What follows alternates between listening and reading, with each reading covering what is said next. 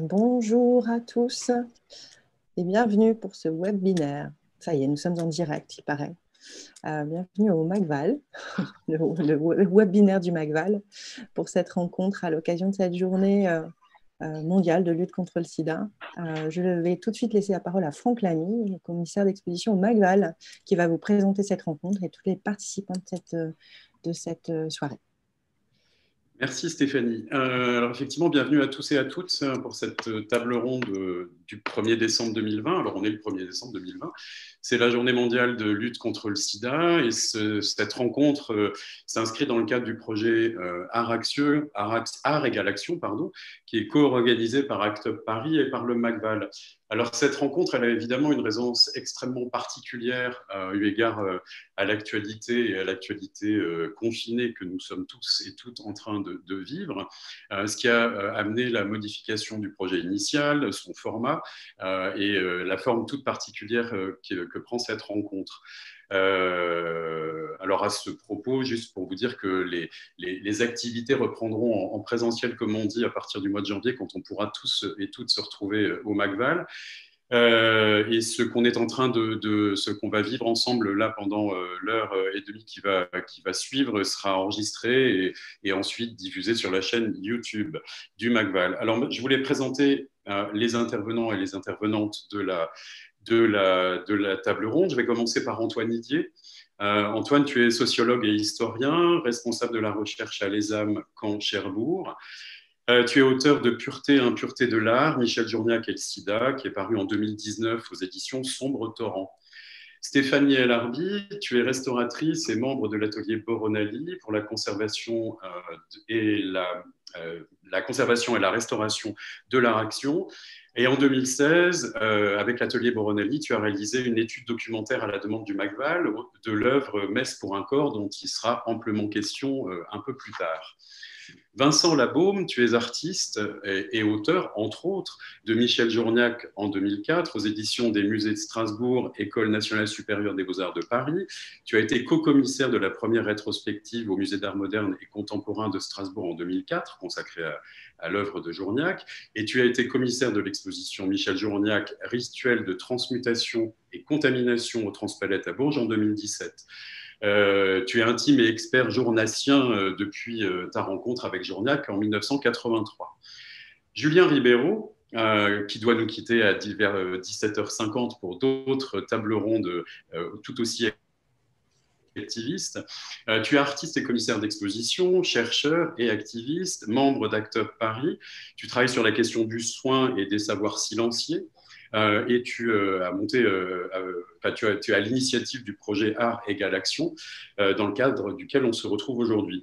Et tu vas, le 16 décembre, dans le cadre de ce projet, donner une visioconférence entre la Cambre et le MACVAL sous le titre « Quelle création quand on n'a plus rien à perdre ».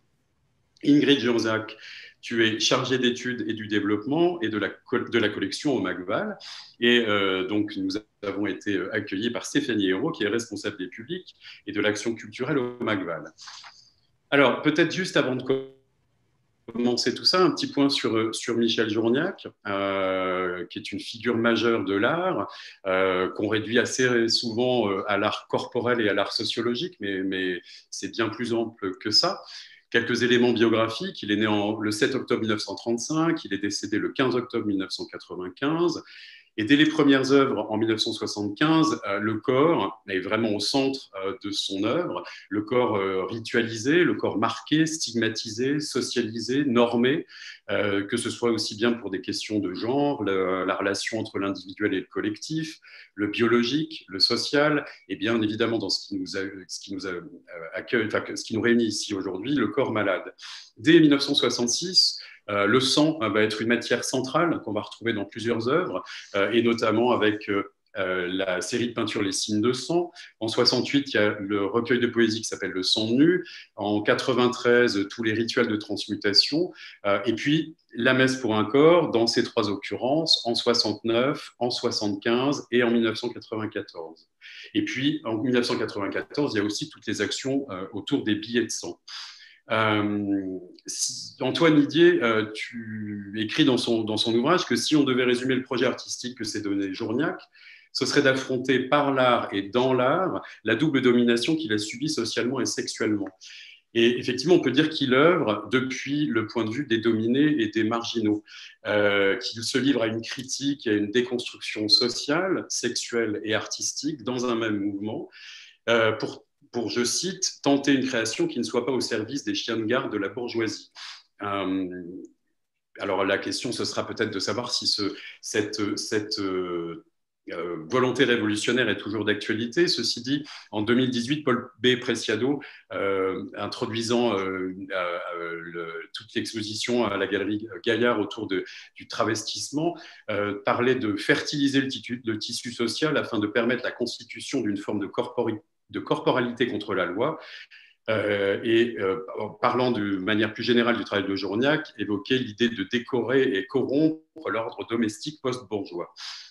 En tout cas, ce dont il est question ici, c'est vraiment un œuvre qui participe en même temps de l'histoire de l'art, de sa mythologie, tout en la déjouant. Si on a choisi peut-être l'œuvre Mestre pour un corps comme point de départ, au-delà du fait qu'elle appartient à la collection du Magval, c'est qu'elle nous semble être assez emblématique de cette volonté d'échapper à toute classification, de par sa temporalité, sa chronologie, mais aussi de par ses formes, et qu'elle fait au fond craquer tout le potentiel classificatoire de hiérarchisation de l'institution. Alors j'avais trouvé une citation de Michel Journiac qui me semblait être peut-être un bon point de départ. Le corps réifié, donc on est en 1974, et il écrit « Le corps réifié, objet conscience, se contestant lui-même, aliénation se refusant dans le surgissement du non, permet la révolte au niveau de la création dans une tentative pour prendre au piège la réalité sociologique sous tous ses aspects. » Parce que s'il est bien question du corps, c'est effectivement la viande socialisée par la médiation des rituels, mais qui en même temps est un lieu de normalisation et en même temps un lieu de potentiel critique. Alors avant, je vais poser peut-être la première question, et on va peut-être en même temps faire un parallèle avec l'actualité la plus immédiate. Je vais m'adresser à Julien Ribeiro. Julien, est-ce que tu pourrais nous rappeler les enjeux et la manière dont c'est mise en place l'opération Art égale action? Oui. Du coup, en fait, tout est venu d'une proposition que je t'ai faite par rapport à ça. Moi, dans mon travail de commissaire et de curateur, j'ai été extrêmement touché par le livre d'Antoine Didier, qui, à mes yeux, en fait, questionne vraiment, parce que ce qui m'intéresse, c'est quand même la sociologie de l'art en général, et qui questionne quand même la porosité de l'institution culturelle et des artistes face à des phénomènes sociaux. On le voit par exemple récemment avec l'exposition Anticorps qui a eu lieu au Palais de Tokyo, où cette question est véritablement posée liée au Covid. Et dans le livre d'Antoine, cette question de la difficulté pour Journiac à la fois de trouver des artistes prêts à créer des œuvres autour de cette question-là et des institutions prêtes à s'investir sur cette question-là est extrêmement problématique. Les choses ayant évolué, en fait, la question du VIH ayant aussi beaucoup changé, je me suis rapproché de toi, donc du Magval, en fait, parce qu'il me semblait intéressant de questionner cette histoire de l'activisme au prisme de la création. Dès le départ, on le voit d'ailleurs dès Act Up New York, en fait, le lien entre activisme et art a été extrêmement présent, avec des collectifs au sein même d'Act Up comme Grand Fury ou Fierce Pussy, qui étaient extrêmement puissants. En France aussi, ça a été le cas avec Elisabeth Lebovici, qui a agi vraiment sur cette question-là. Le projet était de base, en fait, très clairement, en fait, pour produire des financements pour l'association ACT UP, qui est en difficulté financière, d'autant plus durant la crise du Covid. L'idée était donc l'idée était donc au départ de produire une nouvelle collection de t-shirts, comme là, celui que vous pouvez voir, où en fait, à l'avant, sur l'avant du t-shirt, ça reprend exactement les motifs historiques des t-shirts ACT UP, donc le triangle rose avec ce qu'on appelle l'équation. Donc là, par exemple, on a action égale vie. Et à l'arrière, on a demandé à une vingtaine d'artistes, en fait, de produire une illustration liée à cette équation. Ils avaient le choix entre cette équation et leur demander de comment ces équations, finalement, continuent d'agir aujourd'hui sur des enjeux contemporains. Du coup, là, par exemple, on peut voir l'œuvre du bien, mais il y a une vingtaine d'artistes qui ont participé à ce projet. 21 aujourd'hui par la sortie du nouveau t-shirt, on va dire spécial 1er décembre, qui a été fait par Soufiane Ababri. Et chacun, à leur manière, en fait, questionne ces équations historiques sur le prisme d'enjeux contemporains. Voilà. Alors, on renverra sur le site internet, vous pourrez trouver le lien pour commander ces t-shirts. Et puis, donc, ce qui devait se passer au MACVAL était une exposition un peu documentaire autour de ces questions, avec toute une série de rencontres autour des enjeux d'activisme, d'art et d'engagement. Mais ça reprendra en janvier. Alors maintenant, peut-être on peut se tourner vers Antoine Vitier.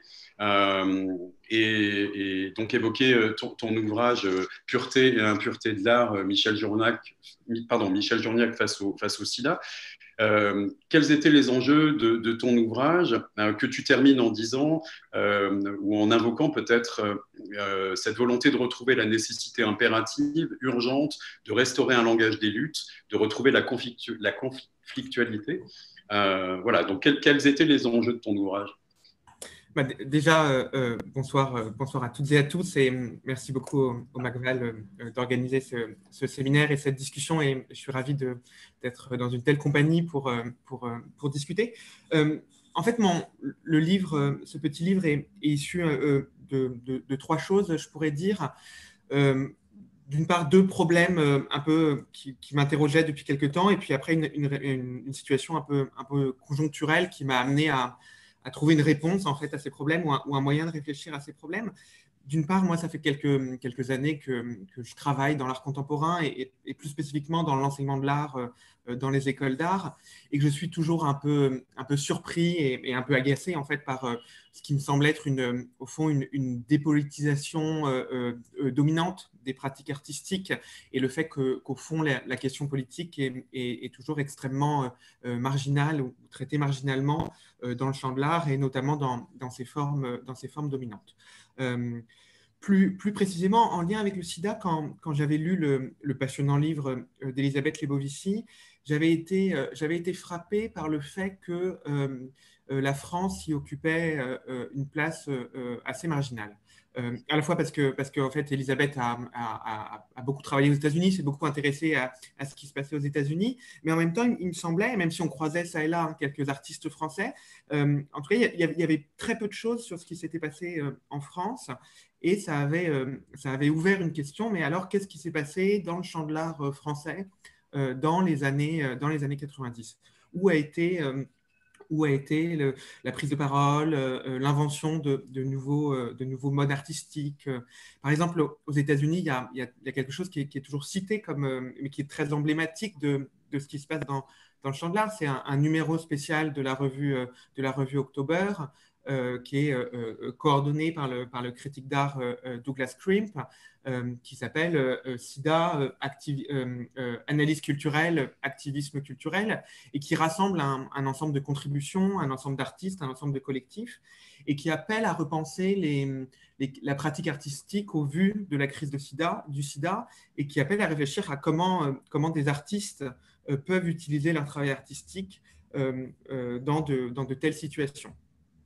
Et en cherchant bien, en cherchant un peu, je ne voyais pas d'événements similaires en France, et j'étais bien en peine d'essayer de trouver un peu un équivalent de ce qu'a fait Douglas Crimp, et qui est loin d'être le seul à avoir agi sur ces questions.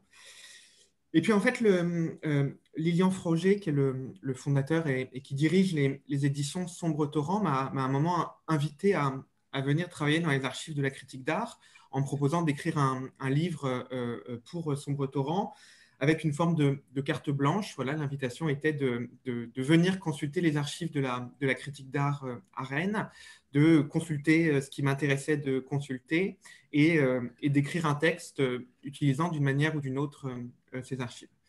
Alors, on a travaillé avec Lilian et puis avec l'équipe des archives au vu de mes centres d'intérêt qui sont la sexualité, le genre, les pratiques politiques, l'histoire des mouvements politiques.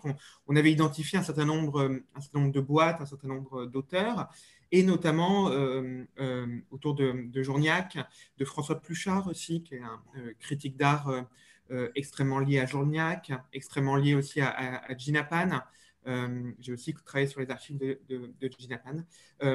Et là, en faisant ce travail un peu préparatoire, je suis tombé sur un petit dossier dans les archives de Pierre Restany, critique d'art Pierre Restany, qui était très proche, qui a accompagné, qui a nommé les nouveaux réalistes notamment, mais qui a aussi suivi le travail de l'art corporel ou de l'art sociologique. Un petit dossier qui soudain a apporté une réponse aux questions que je me posais, ou un début de réponse, puisqu'il y avait d'une part un projet d'exposition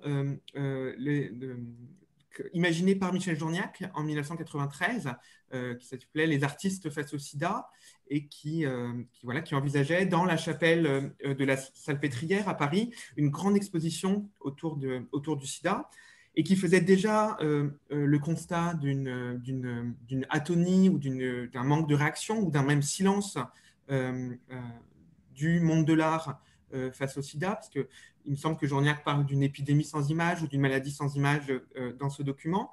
Et puis avec ce document, il y avait deux autres documents. D'une part, un petit tract fait par un ami, en fait, qui m'avait jamais parlé de ça, qui s'appelle Yann Beauvais, qui est une figure du cinéma expérimental en France, fondateur de Lightcone notamment. Et Yann avait initié en 1991 ou 1992 une collecte de films aussi sur la question du sida, un programme destiné à tourner, qui se plaignait aussi au fond de l'atonie du milieu de l'art français, et également un texte du galeriste Gilles Duzin, qui était un galeriste qui représentait notamment Nan Goldin et d'autres, et qui faisait aussi le constat d'un manque de réponse, d'une absence du sida dans le champ de l'art français. Et ce document, au fond, a été après le point de départ d'une réflexion, au fond, d'une quête historique, artistique et théorique en suivant les pistes ouvertes par ces documents, voilà, sur ce qui s'était passé dans le champ de l'art français autour du sida, et sur la manière surtout dont les prises de position d'un ensemble d'artistes disaient quelque chose du champ de l'art français, à mes yeux, et ce quelque chose étant une forte distance avec un certain nombre d'enjeux sociaux et d'enjeux politiques. Alors après, ce livre se concentre sur la figure de Journiac, et là maintenant j'aimerais peut-être qu'on me tourner vers Julien et vers Vincent. En quoi la figure de Journiac peut-elle nous permettre de penser le présent et éclairer la situation contemporaine. Et donc, je vais reprendre ce que je disais tout à l'heure et nous permettre de retrouver la nécessité impérative, urgente, de restaurer un langage des luttes et de retrouver la conflictualité. Alors, je ne sais pas, Julien, Vincent. Julien, si tu veux répondre pour commencer. Vincent, vas-y. Ah, pardon, je n'entendais pas. Bonsoir à tous et merci pour cette invitation. Parler de Journiac est toujours pour moi une grande fête, même si elle peut être triste et pathétique et mélancolique. Mais effectivement, Journiac, pour moi, j'étais jeune quand je l'ai rencontré et il me semblait tout seul dans le désert de l'art français de l'époque. Je ne me destinais pas du tout à devenir critique d'art. D'une certaine manière, je suis devenu critique pour défendre l'œuvre de Journiac, parce que c'est un peu essentiellement l'artiste que je me suis échiné à décrire et commenter au cours de mes années de critique d'art. Et pour moi, c'était inconcevable qu'un artiste aussi important, aussi majeur, français, soit à ce point délaissé, enfin dans les années 80. Quand tu disais tout à l'heure, Franck, qu'il a toujours eu une certaine notoriété, elle elle a été très fugace, très brève, disons qu'entre 69 et 76, 77. Et après, il y a une espèce de chute qui est liée à plein de facteurs. Hein. Bon, la montée aussi du produit dans le marché, du produit d'art. Hein. Je veux dire, ce qui va triompher dans les années 80, c'est-à-dire vraiment, on est un art du simulacre, etc., à l'opposé des actions dans lesquelles Journiac s'était engagé. Et donc, il y a eu une décrue, etc., pour tout ce qui était expérimental, art corporel évidemment, mais beaucoup d'autres expérimentateurs des années 60-70 ont été comme ça mis un peu sur la touche. Et leur œuvre est restée un peu en suspens. Et moi, je me souviens quand je l'ai rencontré, donc au début des années 80, c'était plutôt quelqu'un de délaissé, puisque, bon, c'est une petite anecdote, mais on s'est retrouvés, on faisait une revue de poésie avec quelques amis, et on s'est retrouvés à se cotiser pour lui filer un peu de thunes, tellement il avait plus d'argent vraiment pour produire ses œuvres, son travail, il avait juste son petit salaire de prof, c'était compliqué pour lui. On est reparti d'ailleurs de chez lui, non pas avec une œuvre de Journiac, et je m'en voudrais toujours, mais avec la litho du portrait du marquis de Sade de Man Ray. Mais enfin, voilà, bon, je ne l'ai jamais eu chez moi parce que c'était un pote qui l'a embarqué et on ne l'a jamais revu, mais c'est vous dire que c'était une relation plutôt de se dire, voilà, on a une sorte de marqueur justement d'un art qui n'est plus simplement un art voilà, d'artistes, d'autistes. C'était un peu la montée de tous les, dans ces années 80, beaucoup de l'artiste singulier. C'est-à-dire il fallait être un artiste singulier, mais pour autant, plus du tout un artiste qui parlait du collectif, qui parlait de… Moi, j'ai trouvé ça très intéressant, la démarche d'Antoine, de les refouiller. Au fond, Journiac et sa messe en témoignent, ça a toujours été une recherche de l'art collectif. Ce n'est pas mon corps, ce n'est pas le corps de Journiac dont il est question. Le corps dont il est question, c'est comme exemplairement dans le référendum Journiac, c'est le corps qui est constitué par le corps électoral presque, qui sont tous les gens qui ont voté oui ou non pour Michel Journiac, sans autre message politique que celui-là. Et donc, le corps, c'est, pour moi, l'invention de Journiac, c'est ça. C'est pas un art corporel qu'un art fait de souffrance, etc., qui jouerait sur le pathétique ou qui rejoindrait sur… voilà, qui mettrait en jeu une représentation du corps, vraiment. C'est qu'on est dans la constitution d'un corps collectif. En tout cas, sa recherche est permanente vers ce corps collectif. Et la messe pour un corps, c'est vraiment un échange. Hein. Le corps, c'est ce qui s'échange de quelqu'un à quelqu'un d'autre et dans une relation strictement immanente, hors des lois, dans une transgression parfaite en même temps. Et c'est vrai que dans les années 80-90, cette chose-là était vraiment, non pas à peine considérée, mais même méprisée. Enfin, je veux dire, moi, je me souviens d'histoires de l'art corporel américaine du début des années 90, ignorant même le nom de Journiac. C'est dire tout le travail qu'il a fallu faire. Évidemment, je ne suis pas tout seul, il y a beaucoup de gens qui ont travaillé à ça, pour une reconnaissance de sa démarche qui est effectivement singulière et qui, quelque part, n'a rien à vendre. Voilà, aussi. Et on était dans une époque où il fallait vendre à tout prix des produits, des sous-produits de son art, etc. Et lui se refusait à ça. Il était dans le don. C'est compliqué de vivre dans le don aussi. Hein. Bon, c'est quelqu'un qui non seulement se servait beaucoup de son sang pour ses performances et ses actions, mais qui vraiment, c'est une chose qu'il n'aimait pas et qu'il n'aurait pas aimé que je dise aujourd'hui, mais enfin bon, qu'il donnait vraiment son sang aussi. C'est-à-dire que tout simplement, il allait se faire voilà, prélever un peu de sang pour donner son sang.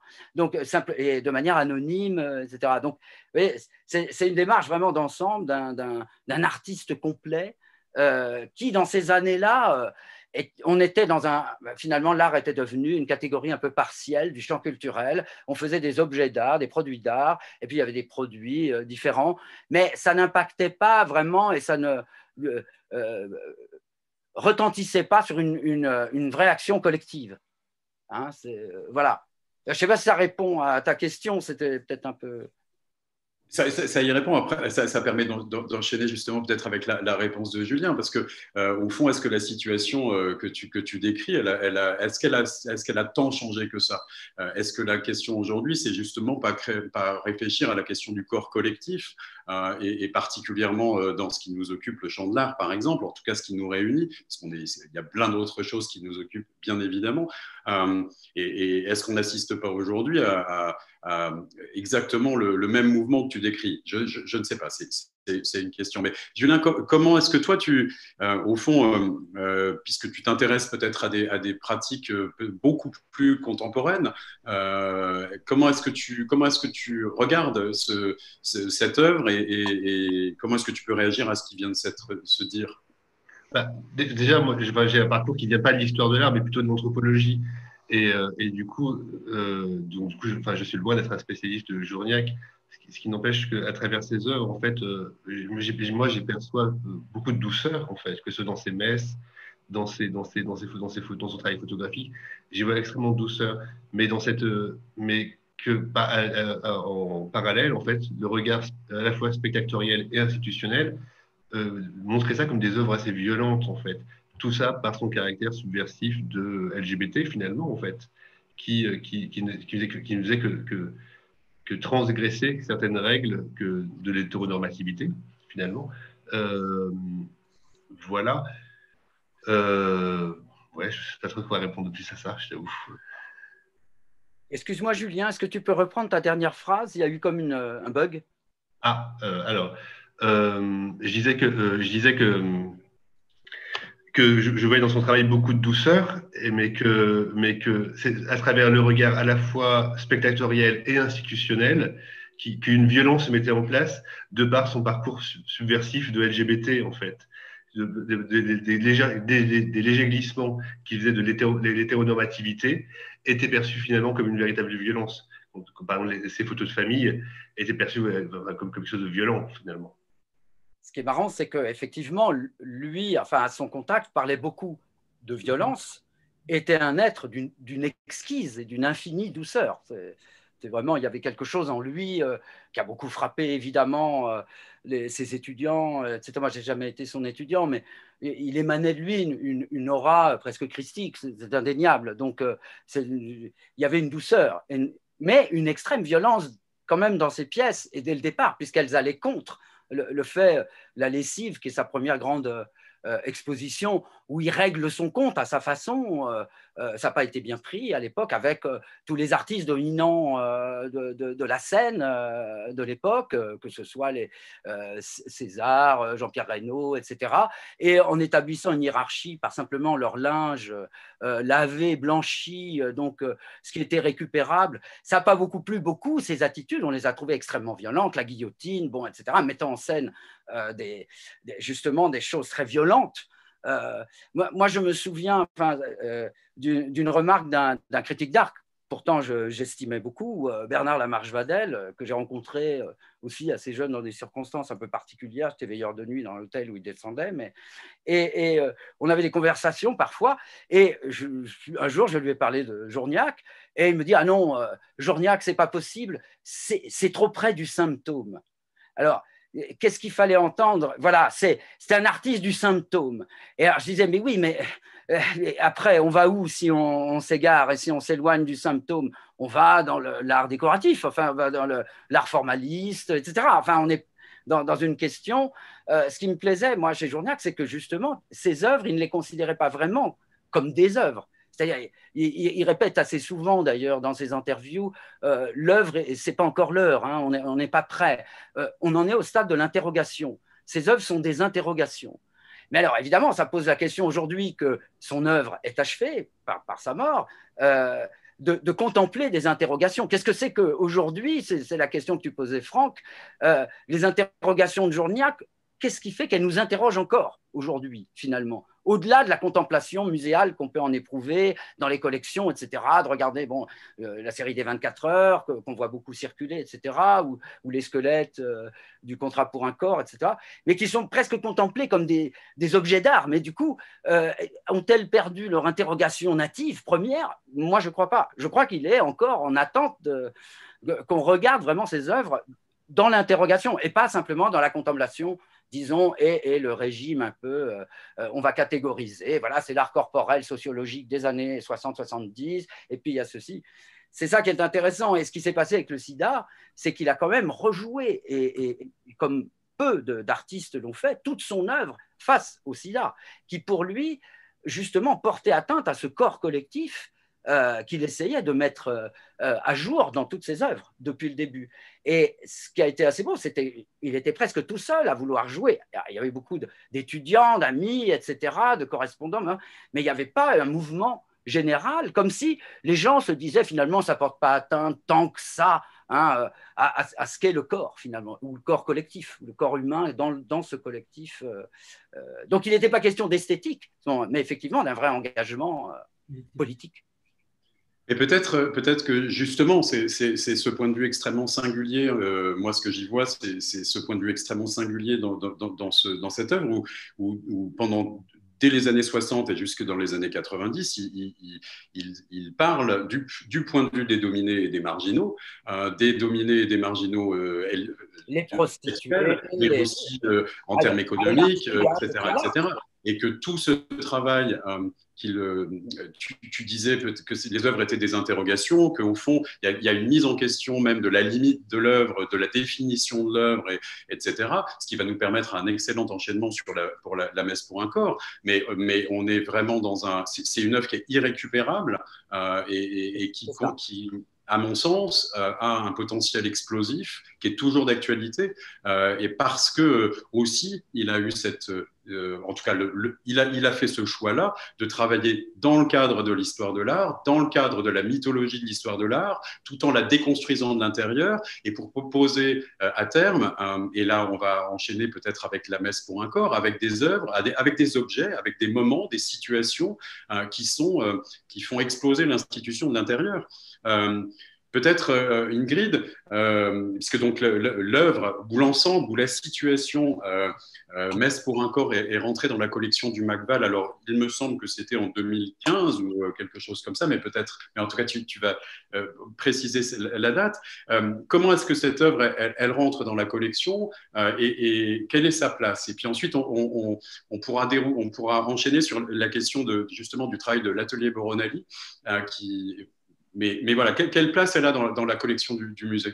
Oui, je rappellerai juste peut-être aussi pour les gens qui nous ont rejoints, donc le projet scientifique du MACVAL est l'art en France de 1950 à aujourd'hui, ce qui permet aussi de recontextualiser la place et la présence de la messe pour un corps de Michel Journiac au sein de la collection déjà, comme finalement presque un incontournable. Et c'est vrai que cette pièce, donc Franck, rentre dans la collection en 2012. Et non pas en 2015. Tu penses à 2015 parce que nous l'avons présenté pour la première fois en 2015 dans une exposition de la collection qui s'intitulait L'effet vertigo et qui interrogeait le récit, la narration vue par les artistes et par l'art, et aussi toutes les questions d'interprétation, de réinterprétation. Et c'est pourquoi la messe pour un corps, dans ce grand jeu, dans cette mise en scène que propose Michel Journiac, intègre l'exposition L'effet vertigo en 2015. Mais sinon, elle intègre la collection en 2012 par un achat, par une acquisition auprès de la galerie Patricia Dorfman. Et elle l'intègre sous une forme d'installation. L'installation qui avait été figée, décidée par Michel Journiac lui-même pour l'exposition Hors Limite, l'art et la vie, qui est présentée au Centre Pompidou en 1994 sous le commissariat de Jean Doisy et Marie de Brugerolles. Donc voilà, donc c'est cette pièce en fait qui intègre la collection. Donc, une pièce que l'on pourrait dater de 1994, de par sa naissance physique matérielle en 1994 au sein de l'exposition Hors Limite, mais pour autant, donc la pièce d'un artiste de 59 ans, mais pour autant une pièce qui présente physiquement un artiste de 40 ans dans un film qui a été tourné en 1975, mais qui rejoue également une action bien plus ancienne, une action qu'il appelait manifestation alors, à savoir une messe, en effet, une messe partagée. Vincent Labaume, tu parlais du collectif. Donc, ce film qui nourrit l'installation nous replace dans le collectif, avant même de parler de collectif d'appropriation par le public, qui est une autre forme de collectivisation de la pièce. Je dirais que donc l'installation intègre à la fois un concept, une idée de partage, une idée de communion qui est née en 1969, qui est figée, reprise, refilmée à l'occasion d'une deuxième occurrence en 1975. Mais je laisserai Stéphanie Larby nous repréciser les différentes occurrences, donc à la galerie Templon en 69 et en 75 à la galerie Stettler. Donc, ces deux manifestations vivantes aujourd'hui sont présentes dans une installation. Donc, une installation qui, certes, ne nous permet pas la communion avec l'artiste, ne nous permet pas l'interaction avec l'artiste, ne lui permet pas non plus d'interagir, mais sa mémoire est préservée. Aujourd'hui, l'installation, je ne sais pas si Agathe et Delphine peuvent nous mettre des images pendant que je parle. L'installation, c'est un hôtel, lui-même qui surmonte une estrade. Sur cet hôtel sont présentées 3 plaques de sang, donc les plaques du sang de Michel Journac,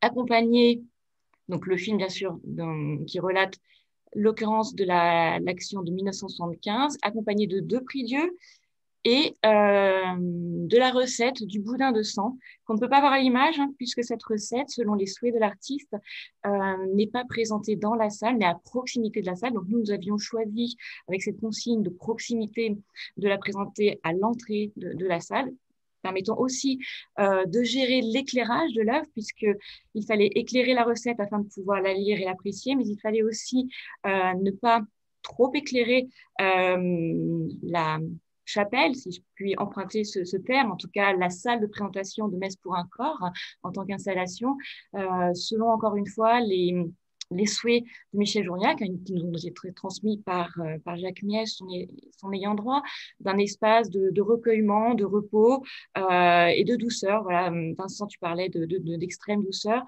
Donc cette douceur innerve également l'installation. Donc cette installation, Messe pour un corps, nous l'avons pour l'instant, présenté qu'une fois, donc dans l'effet Vertigo de 2015 à 2017. Voilà, et elle avait toute sa place. Mais aujourd'hui, le travail, l'accompagnement par l'atelier Boronali nous permet de mieux la comprendre, de mieux la resituer dans une histoire et nous permettra aussi de la valoriser différemment. Mais peut-être, Stéphanie, tu peux prendre la suite, sauf si Franck, je te vois... Non, mais j'allais faire une transition, et puis passer la parole à Stéphanie Elarbi. C'est vrai que Vincent, tout à l'heure, tu parlais de l'œuvre d'une vie, mais c'est effectivement une œuvre qui commence en 69 avec des points théoriques très particuliers et qui, quand elle est rejouée en 94, évidemment, elle est nourrie de toute l'histoire, de toute la vie, de toute la biographie, et notamment de la question même du sida, qui d'un seul coup fait que la question du sang prend une dimension totalement différente, et que c'est une œuvre qui est en même temps qui déjoue toutes les formes de catégories, c'est-à-dire qu'on n'est plus du côté du constat, on est en même temps, c'est pas de la sculpture, c'est pas une trace d'installation, et en même temps, c'est en même temps tout ça, et qui vient aussi continuer à questionner. Tu parlais, Vincent, de ces œuvres qui posaient des questions au public, même dans sa forme actuelle, telle qu'elle va continuer à être montrée pour l'éternité, puisque maintenant elle est dans le patrimoine français, des collections françaises. Donc elle est figée d'une certaine manière, et dans ce moment de fixation, elle continue à poser des questions. Et alors justement, on va passer peut-être la parole à Stéphanie Elarbi. En 2016, donc le MACVAL, ou 2015, en tout cas à ce moment-là, le MACVAL vous passe une commande donc à l'atelier Boronali, qui est un atelier pour la conservation et la restauration d'art-action, une étude documentaire sur cette œuvre qu'on va qualifier très très rapidement de complexe. Quelles étaient au fond la méthodologie et qui du coup aussi la méthodologie générale de votre atelier, et quels étaient les enjeux d'une telle enquête qui était assez, me semble-t-il, rocambolesque. En effet, merci Franck. Mais oui, d'abord, quand la commande nous est arrivée, on a été un petit peu éberlués parce que cette pièce complètement iconique, il nous semblait qu'on savait beaucoup de choses dessus, beaucoup de choses sur l'action, qu'elle était très bien tracée, qu'elle était très publiée. Donc, on s'est d'abord demandé si on allait réussir à trouver de l'information, quel pourrait être l'apport de l'atelier Boronali. Et la demande était aussi de mener ce travail documentaire à la fois sur l'action, la double action qui est devenue installation, puis installation patrimonialisée maintenant. Quelles étaient les occurrences, la biographie de ce parcours, les occurrences des différentes installations, c'est ce qu'il faut bien trouver un terme. Et le travail a vraiment consisté à réunir toutes les sources et les archives existantes, à mener un certain nombre d'interviews, de rencontrer les différents protagonistes et d'arriver à faire une étude globale qui permettrait à la fois au McVal de se situer en termes de présentation de cette pièce, mais aussi de réfléchir à la manière de réévoquer l'action à côté de cette installation et comment ne pas perdre cet aspect-là auprès de l'œuvre.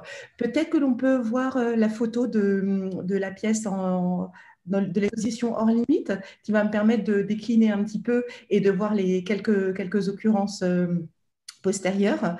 Donc, ça, c'est l'installation au McVal pour la présentation Vertigo, et dans l'effet Vertigo. Et voilà, donc là ça, c'est une présentation d'une autre exposition de Jean Deloisy qui s'appelait Traces du Sacré au Centre Pompidou. Et au centre de la photo, au fond de la pièce, vous voyez une des occurrences de Messe pour un corps, juste l'autel. Pas de film projeté au-dessus de l'autel, pas de prie-dieu. Donc, c'est une occurrence complètement différente qui interroge sur ce que l'on voit dans cette pièce, puisque l'accent est mis sur le sang en lien avec la peinture qui se trouve à sa gauche. Et si l'on remonte aux sources de l'installation de Messe pour un corps, ça va être la photo en noir et blanc de l'exposition Hors Limite. On la voit donc dans la forme de référence qu'a utilisée le McVal pour sa présentation, qui est l'autel avec les prie-dieu, et au-dessus de l'autel est projeté le film de Carole Rossopoulos, c'est toujours passé là, et au-dessus de l'autel est présenté le film de Carole Rossopoulos, qui est effectivement filmé en 1975. Une interview de Jacques Miège nous a permis de comprendre que la deuxième occurrence de Messe pour un corps avait été en partie menée et produite pour produire une documentation, d'où la sollicitation de Carole Rossopoulos pour filmer la deuxième Messe pour un corps. Il y a un certain nombre de sources qui nous ont aussi éclairés sur l'action, bien sûr. La photo qu'on vient de voir, la photo en noir et blanc avec Pierre Restany avec des cierges, voilà celle-ci. C'est une photo de l'action de 69 à la galerie Templon qui nous montre le sous-sol de l'exposition et au sol du linge, du textile imbibé de sang.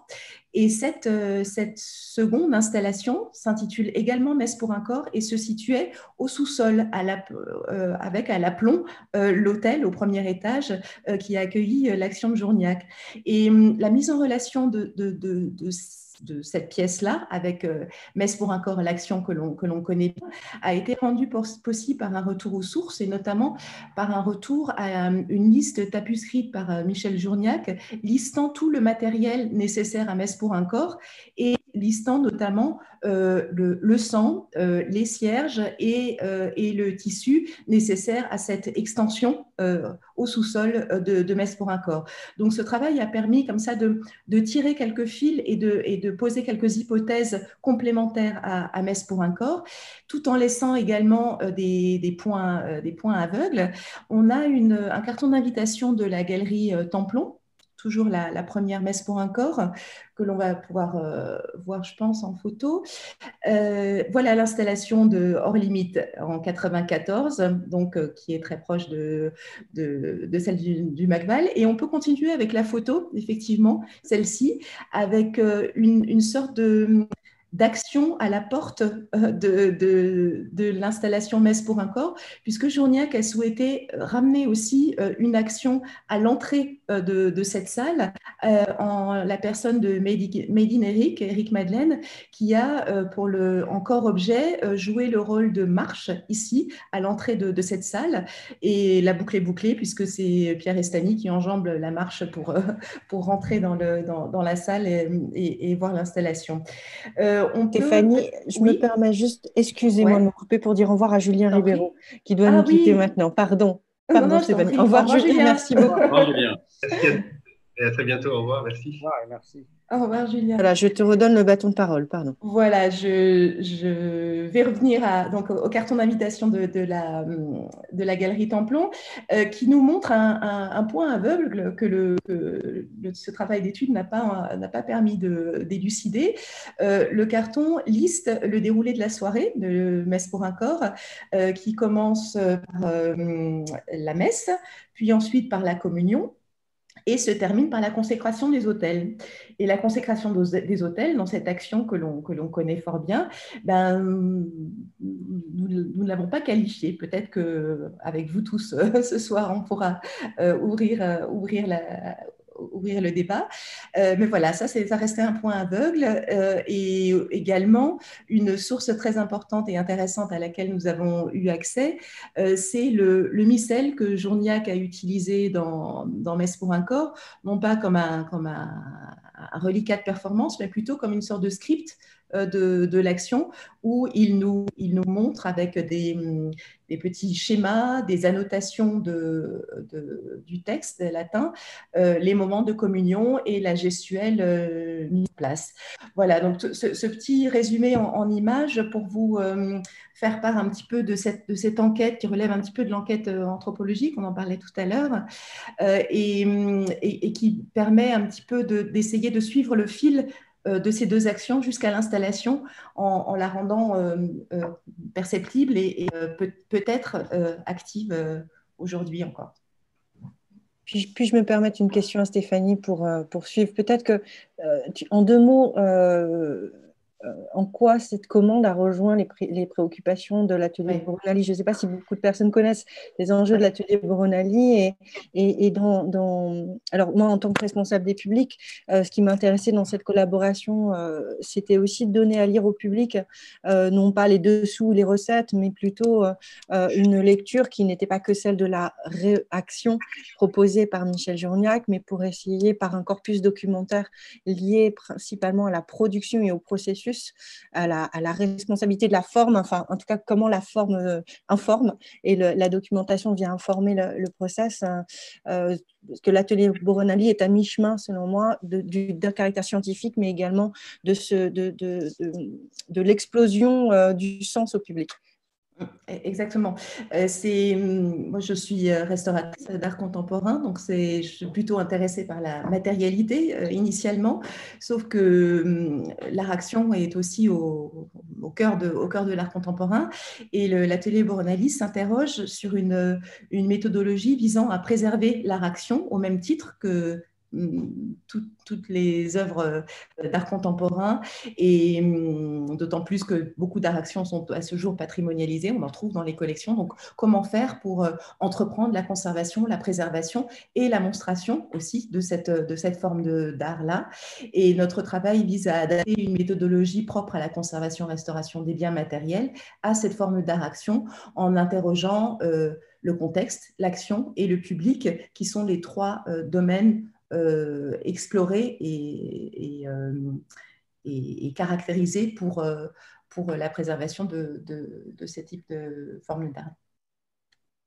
En tout cas, ce qu'on voit dans votre travail, c'est que même si l'œuvre, même si cette situation de la Messe pour un corps est rentrée dans les collections du Magval, elle est loin d'être figée, qu'au fond, le travail documentaire continue et peut continuer, puisque tu pointais comme ça un point aveugle. Alors peut-être que Vincent a des éclairages.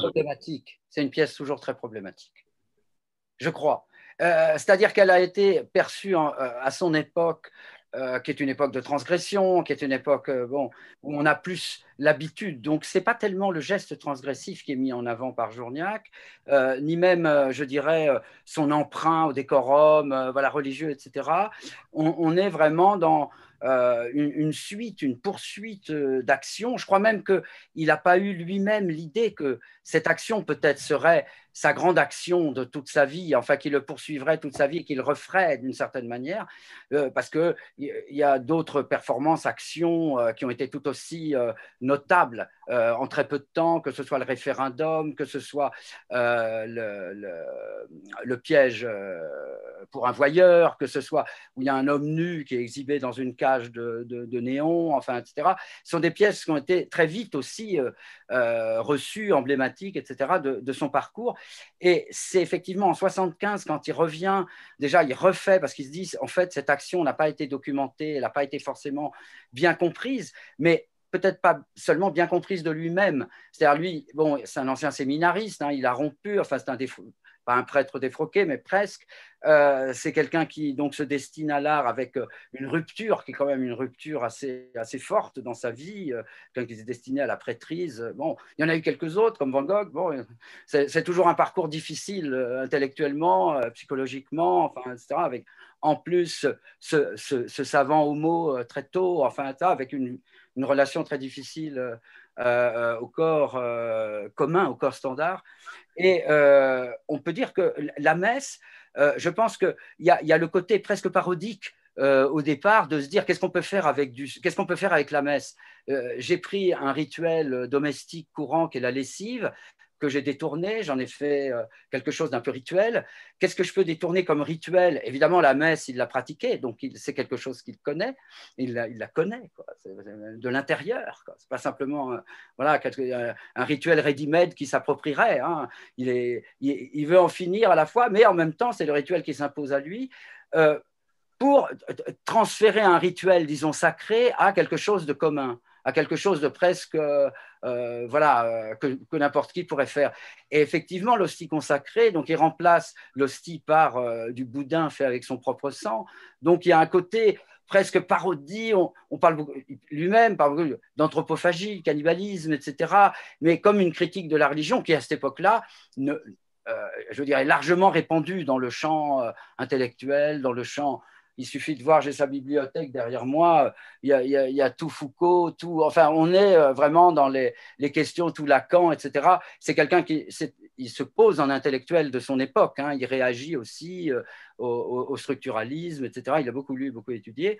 Donc, il avance un peu ses billes de qu'est-ce que c'est qu'un artiste, parce qu'au fond, sa question, c'est ça, qu'est-ce que c'est qu'un créateur, parce qu'il préférait le mot de créateur,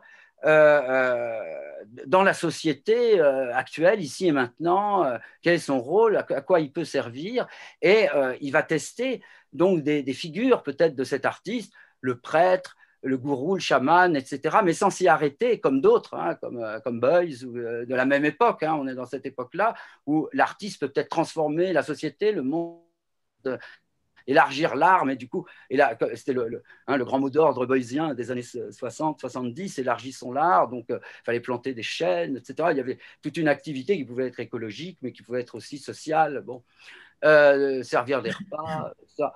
Et donc, au départ, il est plutôt dans une position de définition du rôle du créateur. Et c'est petit à petit que la messe va s'imposer à lui, parce qu'on va lui rappeler aussi, parce que, etc., les événements, et bien avant le sida, hein, déjà.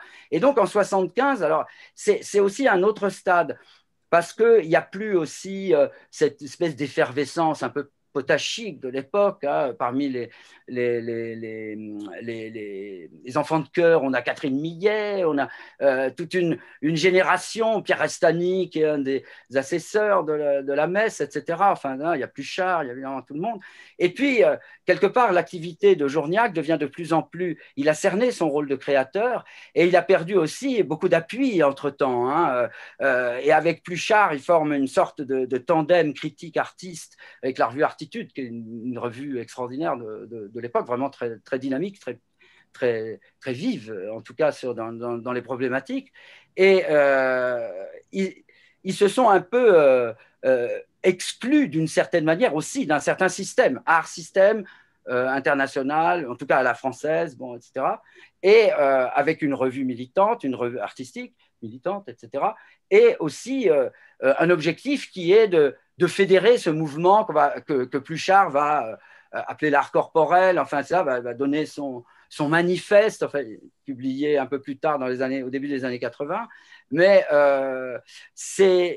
Et c'est finalement, donc en 75, il y a une autre attitude vis-à-vis de ça. On est effectivement dans une volonté de fonder un territoire nouveau pour l'art, qui est l'art corporel, avec, alors il y a eu, on va fédérer des tas de choses, à la fois les actionnistes viennois, il y a des rencontres entre Hermann Nietzsche, Journiac, etc. Il y a aussi les Américains. Chris Burden fait une apparition dans cette, qui est pour moi aussi un artiste aussi important que Journiac, qui est peut-être assez comparable sur bien des plans dans ses actions, mais très américain d'une certaine manière. Hein. On ne se fait pas tirer dans le bras, on ne tire pas sur un Boeing de la même façon en France, parce que l'arme déjà n'est pas aussi répandue chez nous. Mais en tout cas, la messe l'était en 69. En 75, elle a commencé à dépérir. Dans les années 80, on sait qu'il y a vraiment plus grand monde dans les messes, hein, on le sait. Ça s'est un peu désertifié. Et arrive le sida. Donc ça rejoue vraiment tout ce qui est, par quoi il est passé, à la fois la volonté d'expérimenter les rôles du créateur en parodiant ceux, effectivement, du prêtre, etc. Et on arrive à une situation où, effectivement, il a posé une question qui est à ce point qu'il a peut-être dépassé au départ, et qu'il retrouve avec le sida, en se disant c'est vraiment une question anthropologique que j'ai posée d'une certaine manière. C'est pas, disons que ce n'est pas le sida qui a fait que le sang chez Journiac a pris comment dirais-je, une expression encore plus, j'allais dire, expressive, encore plus terrible. C'est qu'il a vraiment révélé une question anthropologique à travers le sang. Et pour lui, c'était lié justement au fait que personne n'en fasse acte véritablement dans l'art, ce qui était pour lui vraiment problématique. Voilà, je me suis peut-être un peu emmêlé. Peut-être Antoine, si tu veux réagir sur justement cette… au fond, ça permet de rebondir et de revenir au point de départ et à ton ouvrage. Déjà, une petite remarque, mais j'étais très intéressé par ce que disait Stéphanie Elarbi sur la pièce, et je trouvais que les différentes vues de la présentation de la messe étaient très intéressantes sur comment des manières de la montrer, notamment dans les années 90, permettaient aussi j'allais dire, de neutraliser ou de dépolitiser la pièce en choisissant de ne la montrer que partiellement ou de la montrer finalement comme un objet et d'accentuer tout ce que ça a d'objet et pas du tout dans la montrer comme dispositif. Moi, et Vincent parlait de la bibliothèque de Journiac, et Journiac aussi citait énormément Roland Barthes, et en particulier le Roland Barthes du début des années 50, des années 60, c'est-à-dire le Roland Barthes des mythologies, au fond, qui se demande beaucoup comment… la mythologie sur Barthes, c'est comment l'idéologie, et l'idéologie bourgeoise, parvient à naturaliser des choses en les faisant passer pour évidentes et naturelles, alors qu'il faut déconstruire, et il faut montrer qu'elles sont juste le résultant de situations de domination. Et moi, c'est ce qui m'a beaucoup frappé dans le travail de Journiac, c'est l'articulation d'une part entre des écrits extrêmement politiques. Il y a eu ce livre-là des écrits de Michel Journiac publié il y a quelques années par les Beaux-Arts, les éditions des Beaux-Arts. Et en fait, quand Journiac parle d'art, il ne parle jamais d'art. Il parle d'autre chose. Il parle de politique, de sexualité, de domination, mais il parle rarement d'esthétique au sens strict. Et en fait, et même quand on regarde Artitude, qui fait des unes du genre Cézanne, on s'en fout, où on a déterré le cadavre de la Biennale de Paris, c'est vraiment d'introduire dans l'art un vocabulaire qui n'est pas celui de l'art et un langage qui n'est pas celui de l'art. Mais même, pour moi, le travail de Journiac, et je trouve que la messe est emblématique de ça, il s'agit de travailler sur au fond, des normes sociales, des représentations sociales, et sur des croyances sociales et sur les pouvoirs qui légitiment ces croyances sociales. Au fond, la messe, c'est un rituel qui fait qu'il y a un individu qui est investi d'un certain pouvoir, qui est censé être le représentant d'une institution, l'Église, elle-même émanation de Dieu, et simplement parce que là, le moment où il parle, un public qui assiste, obéit, et obéit par un ensemble d'actions ritualisées. Et au fond, la messe, c'est quelque chose de très étonnant. Qu'est-ce qui fait qu'une situation comme une messe peut tenir, en fait? Simplement parce qu'il y a un effet de croyance, il y a une institution, et on accepte de jouer tous ces rôles. Le prêtre joue son rôle, et ceux qui assistent jouent leur rôle. Et au fond, ce que je trouve très intéressant dans la messe, c'est que c'est aussi interroger l'institution artistique, c'est-à-dire qu'est-ce qui fait qu'on regarde une performance comme on assiste à une messe et d'où est tiré ce pouvoir qu'a l'artiste d'un seul coup au moment où il va accomplir un geste. Tout le monde fait silence, tout le monde le regarde, tout le monde est prêt à lui prêter un certain pouvoir. Et au fond, il me semble que le travail de Journiac ne cesse d'interroger un ensemble d'institutions sociales et en premier lieu l'institution artistique. Un certain nombre de textes d'ailleurs attaquent les musées, attaquent la question du corps dans les musées, etc., etc. Et il me semble, et moi c'est ce qui m'a beaucoup intéressé en travaillant sur la question du sida, c'est qu'en fait si Journiac a été un de ceux qui s'est investi sur le sida, c'est évidemment parce qu'il était homosexuel et parce qu'il voyait ses amis, ses proches et d'autres mourir en masse du sida. C'est évidemment parce qu'il avait travaillé sur le sang et sur le corps. Et c'est aussi parce que tout son travail avait porté sur cette interrogation sur qu'est-ce que l'art, quelle institution est l'art, et qu'est-ce que l'art exclut et qu'est-ce que l'art inclut. Et à ce titre-là, pour Journiac, tout le travail artistique était l'inclusion du corps, l'inclusion des dominations, le travail sur la socialisation, le corps socialisé, la formule que tu as rappelé, Franck.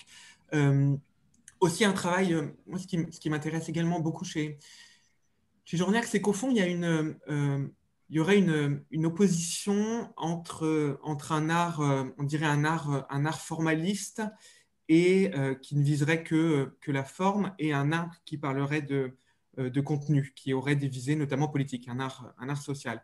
Et il me semble que Journiac est un artiste, j'allais dire, intelligemment formaliste, en tout cas qui ne cesse de s'interroger sur la manière d'utiliser la forme et de subvertir la forme, mais jamais pour la visée de la forme elle-même, mais toujours pour produire d'autres choses étant des choses politiques ou des choses sociales.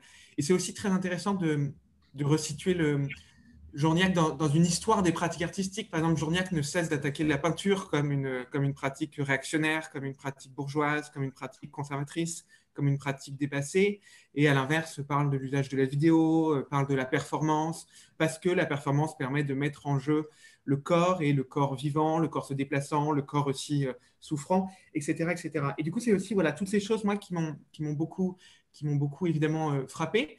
Je dois dire que je ne connaissais pas bien le travail de Journiac avant d'écrire ce livre. À la fois, comme le disait Vincent, parce que Journiac a été délaissé et où Journiac a été un peu oublié, où il a été un peu mis de côté. Journiac décrit beaucoup aussi ces années 80, forme un peu d'hiver, les années d'hiver, comme disait Félix Guattari. Donc voilà, la postérité, à un moment, ne voulait plus forcément Journiac. Ou alors, ce qu'on retient de Journiac, c'est les choses les moins dérangeantes ou les choses qu'on rend moins dérangeantes en lissant d'une certaine manière son travail. J'avais été assez frappé, par exemple, c'est anecdotique, mais ça me semble dire quelque chose.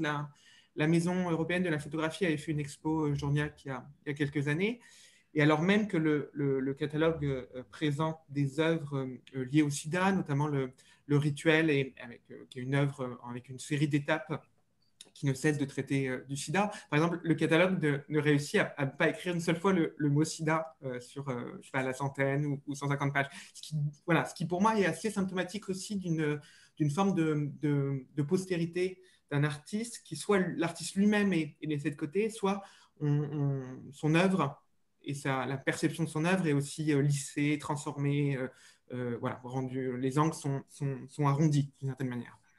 Il me semble que ce que vous venez de dire tous les deux, Antoine et Vincent, c'est très, très, très, très visible dans la présence de Mehdi Neric comme marche pour rentrer dans cette dernière partie, dans cette installation qui serait là, comme ça, sous sa forme un peu figée, avec cette présence du corps et cette présence du vivant, et au fond qui vient là aussi, cette image où on voit Restani marcher sur le corps de l'artiste pour rentrer dans une salle. Moi, je la trouve évidemment d'une force incroyable, et tout l'enjeu est là.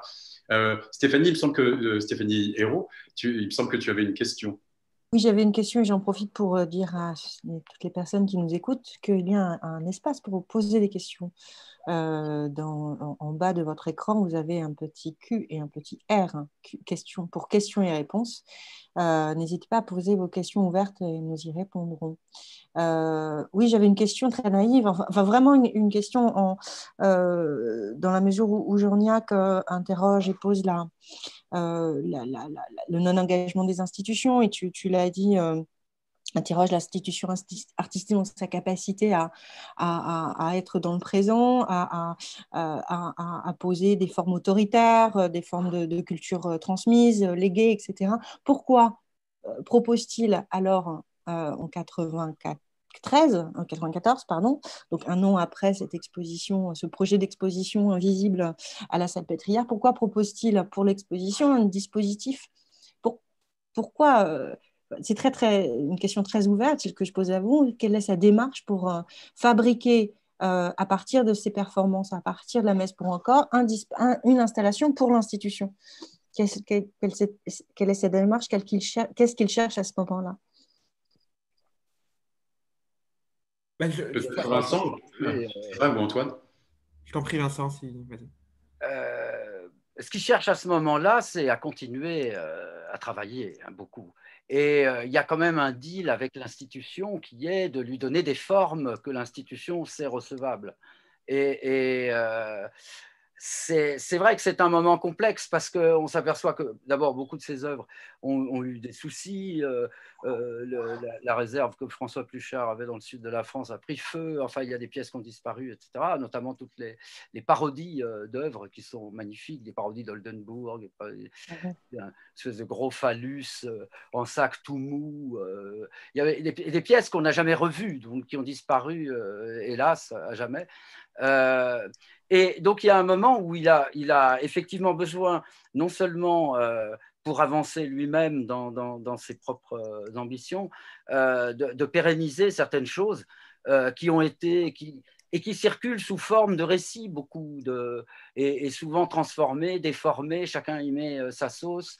C'est vrai que le boudin, au fond, ce qui est assez intéressant chez Journiac, c'est que ça ne s'arrête jamais vraiment, tout dépend de l'institution, du support.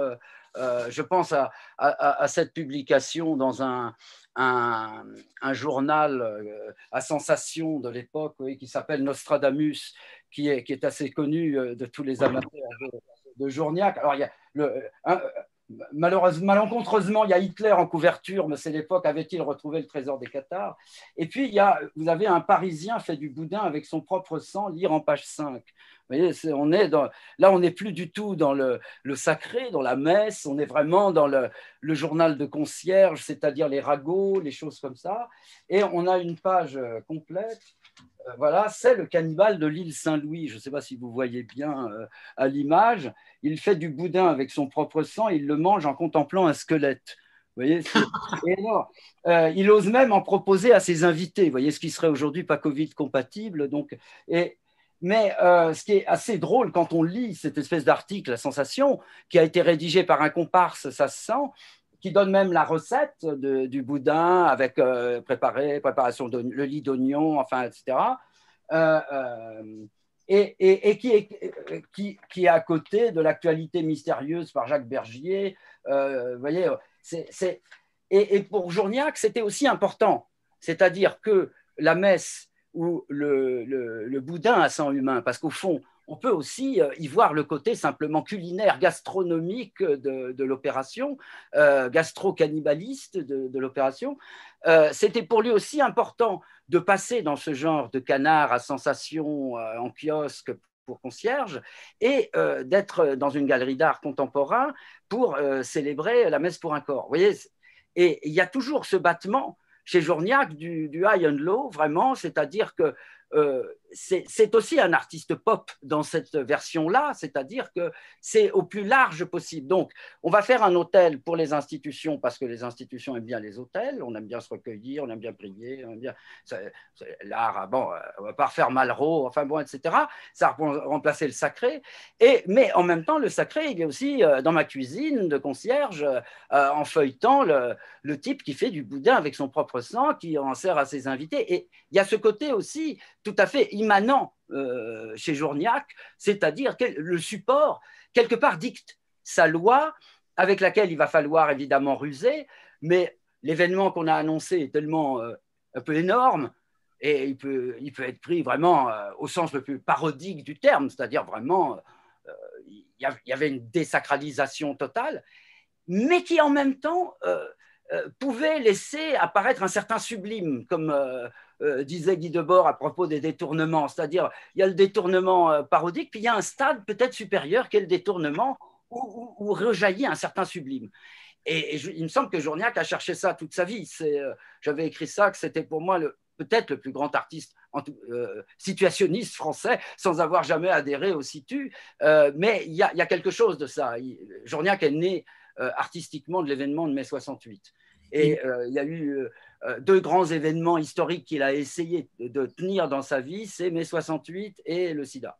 Et pour lui, c'était aussi important comme événement mondial, planétaire, anthropologique et de rénovation dans les structures justement comportementales, de domination, les genres, etc. Et voilà. Et je trouve qu'il s'est tenu dans sa vie à la hauteur, disons, de ces événements. Voilà. Il n'a pas cherché à en faire de l'art, à monnayer ça par une activité esthétique, disons. Ça s'accompagnait de son activité, évidemment, d'artiste, mais il a cherché à lui donner un sens qui, à mon avis, là, dépassait largement les formes qu'ont pu emprunter la messe, par exemple, action pure ou film vidéo, ou etc. Mais pour lui, en fait, je pense que quel que soit le support, que le message passe, c'est vraiment important. Voilà, c'était le... Il y a, comme tu le rappelles, une sorte d'équivalence comme ça de mise au même niveau de tout un tas de types de gestes et de types d'actions, et qui, me semble-t-il, va aussi dans cette critique très économique et très sociale, enfin, qu'est-ce que c'est que l'art, au fond, qu'est-ce que ça fabrique et à qui ça s'adresse et où ça s'arrête. Et encore une fois... Vas-y, Antoine voulait... Pardon. Non, mais il me semble aussi que précisément, Journiac est beaucoup trop lucide au fond sur le pouvoir, et que tout son travail fonctionne sur le pouvoir, et qu'il est tout à fait conscient, pour répondre à la question que posait Stéphanie Hérault, il est tout à fait conscient du pouvoir que donne une institution comme le musée auquel il va proposer une œuvre, dans le sens où c'est la possibilité d'être vu, c'est la possibilité du coup de faire circuler la critique.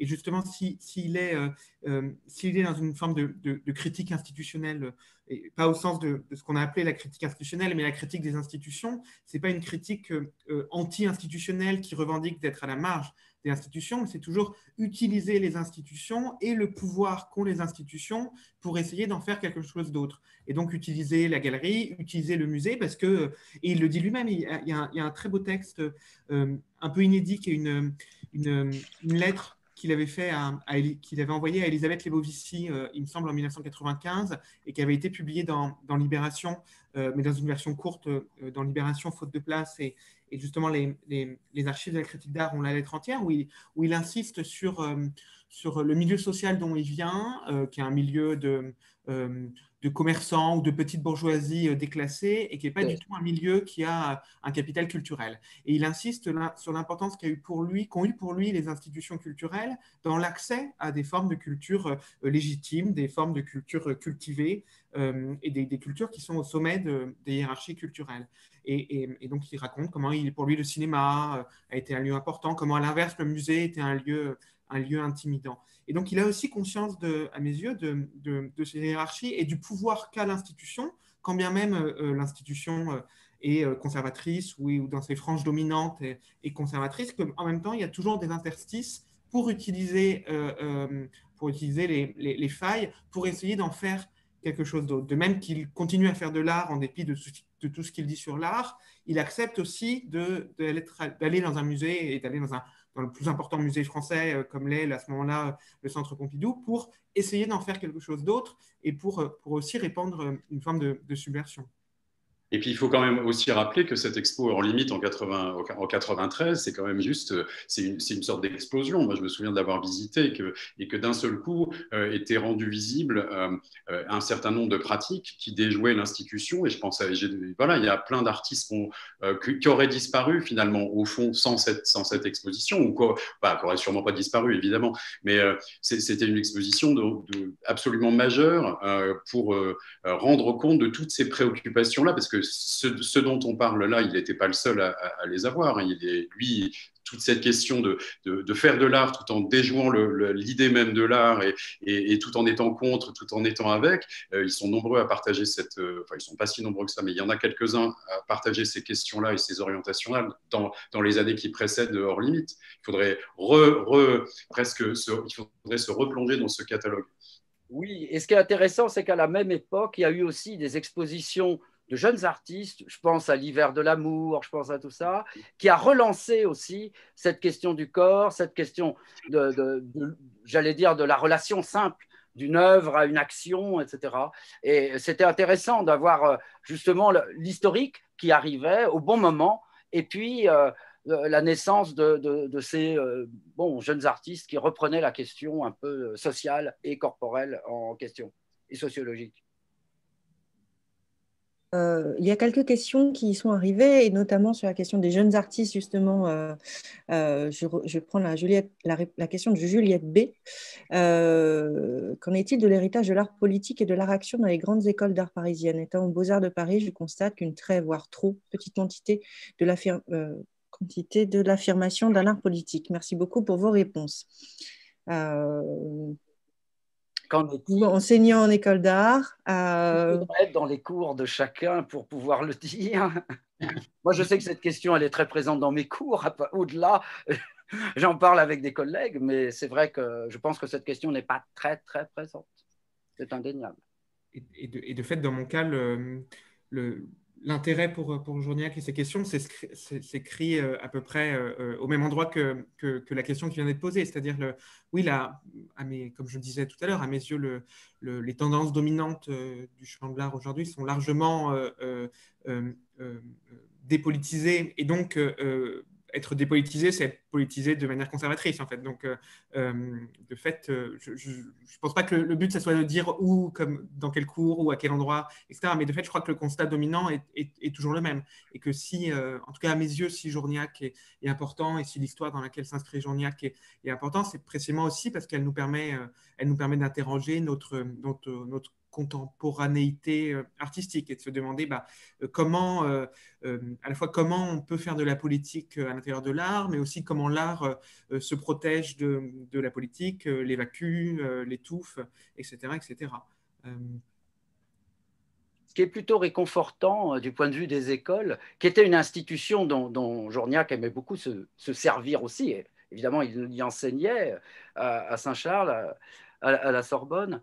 Et c'était important aussi ce côté, il y a une institution dans laquelle vous pouvez faire ce que vous voulez, d'une certaine manière, sous réserve évidemment de contraintes qui sont bien compréhensibles, mais voilà, et ce n'est pas une école où on forme des suiveurs, c'est une école où on se permet, on s'autorise justement d'être différent, de penser différemment, etc., et de l'étayer, d'arriver à ça, jusqu'à une pièce, jusqu'à un projet. Donc pour lui, c'est une institution comme l'école est fondamentale, et elle peut servir, parce qu'il a essayé à chaque fois de déborder l'école. C'est-à-dire que l'école s'ouvre sur le monde en organisant des colloques sur l'enjeu de la représentation, le corps notamment, etc., en faisant venir des gens à la fois de l'université d'ailleurs.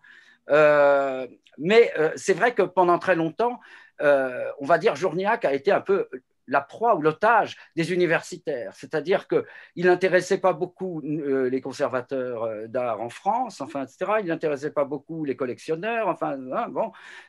Et puis, petit à petit, alors, il y a voilà, il y a tout un travail qui a été fait, qui a été accompli depuis des années.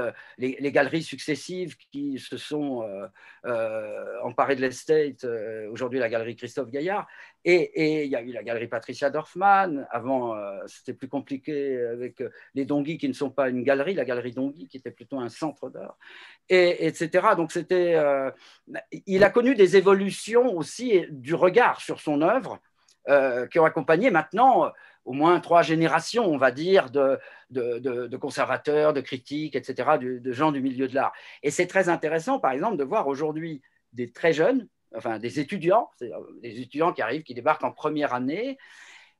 Je ne fais pas de prosélytisme dans mes cours, mais qui vont être plus intéressés et essayer de tirer quelque chose de ce que je leur dis de Journiac, plutôt que d'autres artistes dont je fais une présentation tout aussi passionnée, puisque l'art, c'est passionnant, quoi qu'il en soit.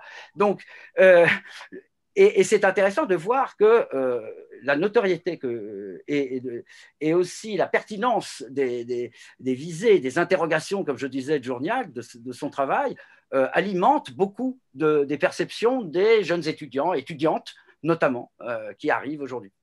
Alors peut-être ce ne serait pas intéressant de rappeler quand même, et peut-être pour conclure, parce qu'on est en train de nous faire signe qu'il faut déborde. Que le temps court, mais que Journiac a été enseignant, et tu le précisais au tout départ, Vincent, il a enseigné pendant très longtemps à Saint-Charles, et qu'il a formé plusieurs générations, et alors on ne saurait les dénombrer, mais en tout cas ils sont et elles sont très nombreux et nombreuses avoir passé par les cours, et moi-même j'ai suivi quelques. Voilà, il y a eu des moments de rencontre, et que je pense que c'est aussi une des raisons. Le flambeau, il est aussi passé par là, c'est-à-dire qu'il n'y avait pas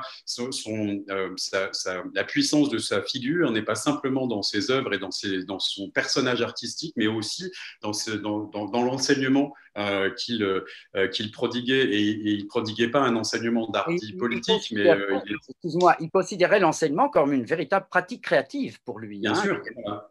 C'était pas dissocié de sa pratique de création. D'ailleurs, sur la question du sida, du fait de l'impossibilité pour lui de mener les projets qu'il voulait mener, notamment à la chapelle de la Salpêtrière, Paris 1 a été un lieu de repli à partir duquel mener des actions, des conférences, des projections et un travail avec ses étudiants. Donc voilà, d'utiliser aussi l'enseignement pour d'autres, pas seulement pour enseigner ou pour reproduire, comme une base arrière pour mener une forme de subversion. Si je puis me permettre juste de lire une remarque d'un de nos auditeurs, Didier Barras, qui précise que la RIC, donc l'association Actes de recherche sur l'image du corps, a été aussi un lieu de promotion des jeunes artistes. J'avais peut-être une dernière question Oui, ça a été très important, la RIC. Oui. Peut-être un mot sur cette association, juste très très court, Vincent. Et une deuxième question qui vous concerne. Didier Barras, qui fut le financier de l'association, enfin le trésorier, on disait, fondé par François Pluchart et Michel Journiac. Je vais dire des bêtises parce que j'ai plus mes dates en tête, c'est début 80, 84, 83, 84, je ne sais pas, dans ces années-là. Et qui était donc ce qu'on appelle l'atelier de recherche sur l'image du corps. C'est ça, ARIC, que je ne me trompe pas. Il s'agissait de partir, évidemment. Alors, en 2 mots, puisqu'on déborde, disons que c'est l'invention du queer à la manière Journiac. C'est-à-dire que le queer, il commence à plus de 2, quand c'est plus binaire, plus masculin et féminin. Il y a masculin, féminin et plus.